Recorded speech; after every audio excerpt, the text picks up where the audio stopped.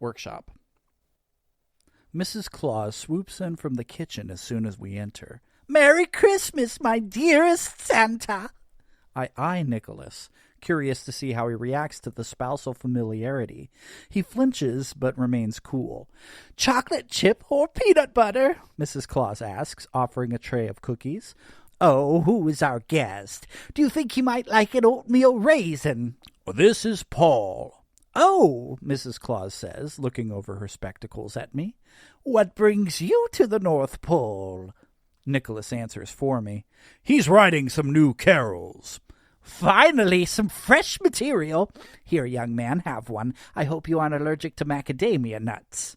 "Thank you," I say, taking a handful of cookies and a tall glass of milk. "You're quite welcome, dear, but don't keep me in suspense. How are they coming?" "How is what coming?" I ask, a crumbling cookie hanging from my mouth.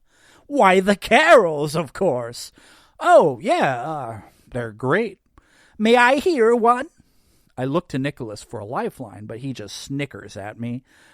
"Okay, sure, why not?" I look around the festively decorated room, taking inspiration from all I see as I wing lyrics from the top of my head. "We celebrate his birth with fire in the hearth. It's Christmas Eve, time to believe. It's time for peace on earth." I hold the last note and grin at her. My carol isn't winning any awards, but it isn't half bad. Mrs. Claus beams at me. "That was beautiful." I stick my tongue out at Nicholas in triumph, and he retaliates at once. "Paul is extraordinarily talented. You should hear the one he wrote about snowmen." No. I think she gets the idea. Mrs. Claus clasps her hands together. "Oh, I just adore snowmen. I would love to hear it." I clear my throat and improvise another song. "You got your wish, a white Christmas, so let's celebrate, 'cause winter's great. Let's all build a snowman." I finish with unearned flourish, and Mrs. Claus watches me expectantly for another moment before smiling politely. "I like the first one better." Nicholas looks at his reflection in a mirror hanging amongst the wreaths and garlands. He prods at his beard and pushes his fingertips into his rosy cheeks.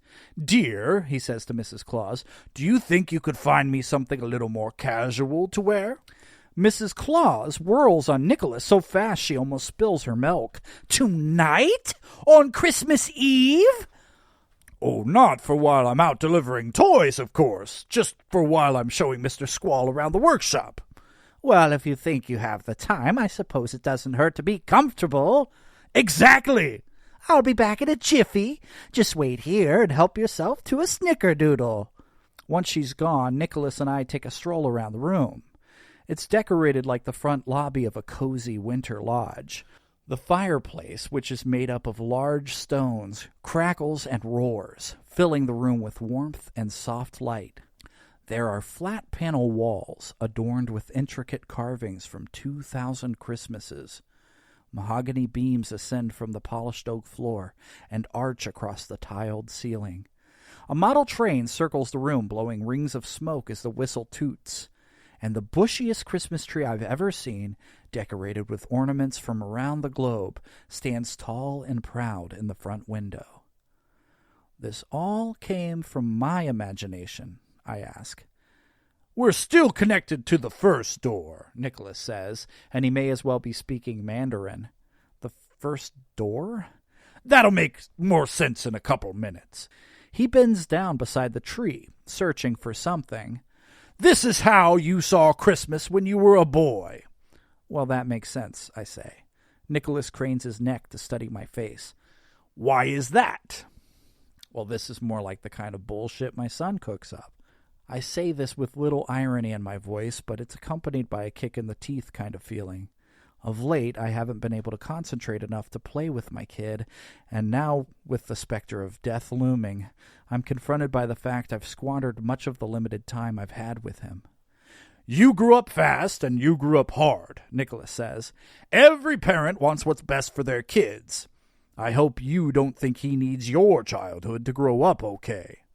Nicholas pulls one of the gifts from under the tree.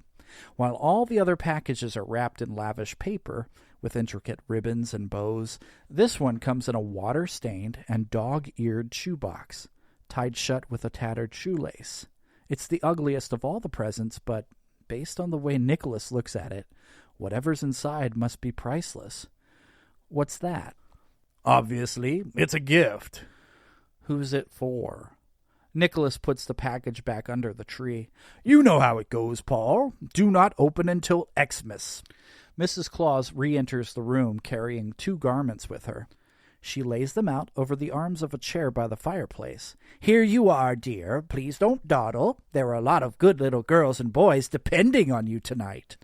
Inspecting his identical wardrobe options, Nicholas puffs his lips in disappointment. Don't I have anything else I can wear? Mrs. Claus shakes her head. You used to have so many beautiful and unique outfits, one for every country you visit, but ever since they started making those Hollywood movies about you, every child wants to see you in that red and white suit. Don't I have anything I just wear around the house? You know, like when I'm watching the game or just hanging out? Well, you have your jammies. Yes, my pajamas. Could you please get those for me? She laughs pleasantly. Oh, Santa, it's Christmas Eve. You have a long journey tonight before it's bedtime. Nicholas gives up. Thanks. We'll be on our way then. Oh, goody. And take some macaroons for your trip.